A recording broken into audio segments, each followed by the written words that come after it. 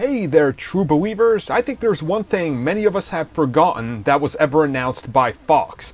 What exactly am I talking about? Well, if you guys remember, in 2016, it was announced that Fox won the bidding rights to produce a film on Stan Lee's life, but with a few odd choices. Instead of doing a biopic, which is what we would all want, Fox intended this movie to be set in the 70s. Okay, sounds reasonable enough, right after the big success of X-Men, Spider-Man, and all that. Except this was Fox we're talking about, so of course they had to go and do some nonsense.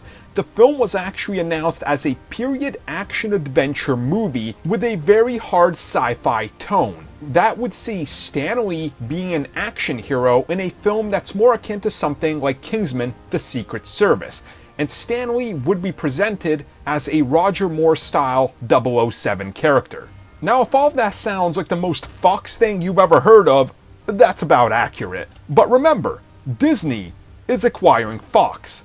Fox won the bidding war for Stan Lee, which means Disney now can actually produce a proper Stan Lee film when the time comes. Now, honestly, I like the whole idea of Stan Lee as a Secret Service type of guy, like Kingsman or something like that. Only if that's maybe what his fantasies were, and that's why he came up with a lot of these characters. Honestly, I think that could be a good idea. Like, you tell a biopic or something, but in his head, when he's imagining all of these things like Spider-Man, like he imagines himself. That's a very cool way to convey. And, you know, he said multiple times the reason all of these heroes were set in New York, it's because he lived in New York and he pictured what would it be like to be these heroes.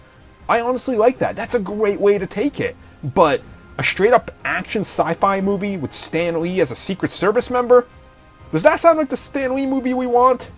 No. No, it doesn't. It definitely doesn't. Not one bit. So, another positive of Disney buying Fox.